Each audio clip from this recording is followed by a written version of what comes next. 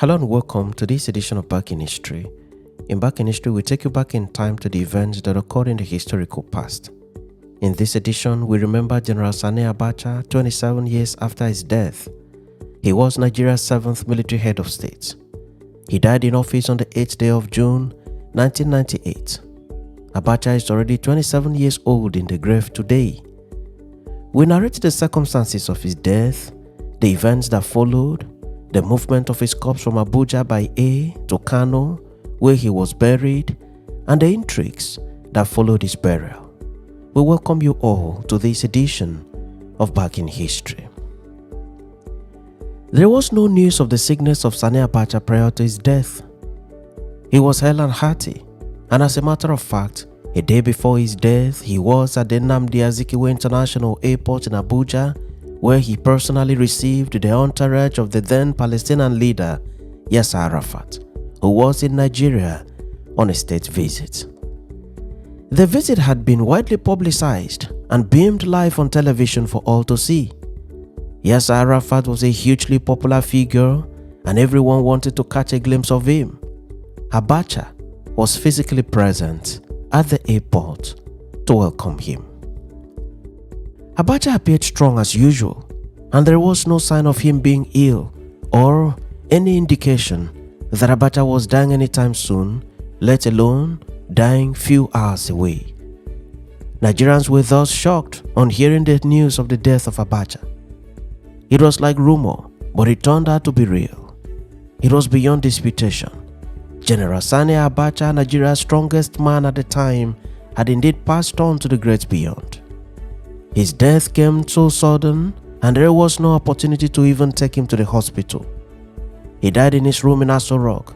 He died in the early hours of the morning while the skies were still covered with darkness. His death was initially concealed in the inner circles of the Aso Rock villa. It was not immediately announced to the world and to Nigerian citizens. So at daybreak, Nigerian citizens went about their duties, not knowing that their head of state was no more. The news of the death would later be broken to Nigerians in the course of the day. Ironically, it was the BBC that first broke the news to Nigerian citizens and to the world. Radio Nigeria then took the news from the BBC and also made a broadcast to the nation. Abacha's death gave rise to many theories. A certain theory said that he was poisoned to death by Indian women of easy virtue who are said to have been imported into the villa for Abacha's masculine pleasure. There is also the theory that said that he was killed by a close friend, namely General Jeremiah Hussaini. Hussaini and Abacha were the best of friends who would not stay for a day without seeing each other. Hussaini was the minister of the FCT and was the last person to leave Abacha's room hours before Abacha's death. Hussaini, who recently also passed on, had long denied the allegation that was made against him. He stated categorically that he had no reason whatsoever to kill Abacha, who was his closest friend and the head of state of Nigeria, who appointed him as the FCT minister. There is another theory that said that Abacha was killed by operatives that came to Nigeria in the entourage of Yasser Arafat. There is also the theory that he died of cardiac arrest. Another theory said that he died of natural causes. Whatever the truth may be, what is indisputable is the fact that General Sani Abacha died in the wee hours of 8 June 1998. This marked the end of the life of Nigeria's most powerful military head of state, and at the time of the making of this video, it is already 27 years in the grave.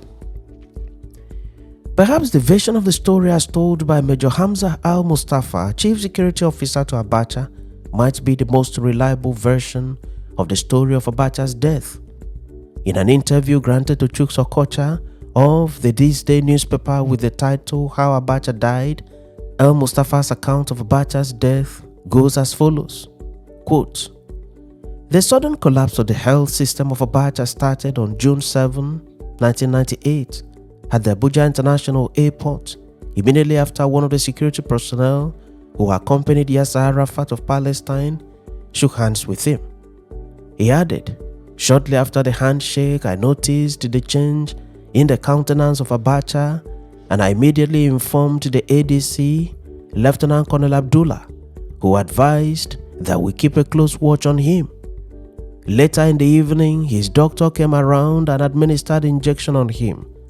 He was then advised to have a short rest." Al-Mustafa continued, still in quote, "I left the villa and went back home to rest. At about 5 a.m., the security guards ran to my quarters to inform me that Abacha was very unstable. I ran to the guest house of the head of state. When I got to his bedside, he was already gasping for breath. I immediately called Abacha's personal physician, Dr. Wale, who arrived at the villa in 8 minutes and gave Oga 2 doses of injection, one at the heart and another on the neck. This did not work. The head of state at this time had already turned very cold. The doctor then told me that the head of state was dead." Al-Mustafa added, still in quote, "The story that my boss died on women is not true. It is a great lie. The story that my boss ate poisoned apple is also not true." End of quote. Al-Mustafa took absolute charge of the moment and shut the doors from the usual visitors. He sent instruction to the soldiers at the gate that no one should be allowed into the villa without his clearance. This instruction was followed and carried out to the latter. Telephone calls were then made by him to several very important persons in the military, including the army chiefs and former military heads of state, on what should be the next line of action. An emergency meeting was then convened at daybreak. The invitees were simply informed that they were needed at the villa by the commander-in-chief. None of them knew that the commander-in-chief was already dead. They hurriedly went to the villa and seated at the conference room, expecting to have a meeting with the commander-in-chief. While the invitees were all seated, the news of Abacha's death was broken to them. These were members of Abacha's inner circle. Deliberations were then made behind closed doors on who becomes the next head of state of Nigeria and the modalities for the burial of Abacha. In the end, General Abdul Salami Abubakar was elected as the new head of state of Nigeria, and Abacha's body was flown by air to his hometown of Kano. It was indeed the end of an era in the history of Nigeria. Orji Ogbonnaya Orji, Radio Nigeria State House correspondent at the time, has stated in his book Inside Aso Rock that what followed was the conveyance of Abacha's body to Abacha's hometown of Kano for burial in the evening hours. Orji noted at page 145 as follows, quote, "We had already boarded the aircraft and almost getting set to take off when General Abubakar curiously asked, 'Where is the corpse?' He was told that the corpse was in the hold where passenger luggage is usually kept. 'No, bring it inside,' the general commanded." Orji Ogbonnaya Orji went on to say, still in quote, "The corpse, which was not in a casket, was brought inside the plane and kept few seats away from where I sat. As the journey progressed, whenever there was turbulence, the body would shake, exposing the legs, which were partially covered. I sat in the aircraft speechless. My reflections were on life, death, power, influence, and the vanity of human desires. The presidential jet touched down in Kano, and the remains of the head of state was conveyed in a motorcade to the Kano Central Mosque and then to his family compound, and the body was laid in the Abacha family mosque and then committed to Mother Earth in accordance with Islamic rites. The burial ended at about 10:05 p.m. His death and burial brought to an end an era in the post-colonial history of Nigeria. Abacha was born and brought up in Kano. to a Kanuri family originally from present-day Borno State. He attended the Nigerian Military Training College in Kaduna and was commissioned in 1963 after he had attended a month's officer cadet school in Aldershot, England. Abacha was involved in all the successful military coups in Nigeria since July 1966. In 1966, when he was still a second lieutenant with the 3rd Battalion in Kaduna, he took part in the July 1966 Nigerian counter-coup from the conceptual stage. In 1969, he fought during the Nigeria-Biafra Civil War as a platoon and battalion commander. He later became the commander of the 2nd Infantry Division in 1975. In 1983, Abacha was General Officer commanding the 2nd Mechanized Division and was appointed a member of the Supreme Military Council.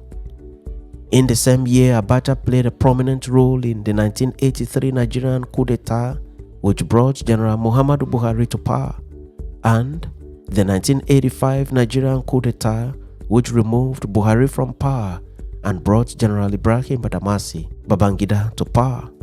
He played a critical role as the co-announcer on Radio Nigeria. When General Ibrahim Badamasi Babangida was named President and Commander-in-Chief of the Armed Forces of the Federal Republic of Nigeria in 1985, Abacha was named Chief of Army Staff. He was later appointed Minister of Defense in 1990. Abacha served as Chief of Army Staff from 1985 to 1990 and served as Chief of Defense Staff from 1990 to 1993 and served as Minister of Defense. Abacha is noted for having been the first Nigerian military officer to attain the rank of general without skipping a single rank, despite his closeness to the seat of power for many years. In November 1993, Abacha overthrew interim President Nnamdi in a palace coup and pronounced himself as the 7th military head of state of Nigeria. He remained in office till the 8th day of June 1998, when he passed on to the great beyond. It is important to add that no autopsy was allowed by the family to be carried out on Abacha's body. Until this day, Nigerians do not know what exactly killed General Sani Abacha. Abacha was an adherent of the Muslim faith, hence his burial the same day he died. To some, Abacha was a good man. To others, he was a brutal dictator. Some people took to the streets to rejoice over his death, while others became sober and greatly mourned his death. Abacha was survived by a wife, Mariam, and together they had 8 children. Thanks for watching this edition of Back in History, and do remember to subscribe to the channel or follow the page for regular notification on every new video. I am your friend and host Ekemini, wishing you the best of time in all you do and thanking you for continually accompanying me on this mission for the discovery, documentation, and preservation of the rich historical narratives of the country of Nigeria and of the continent of Africa.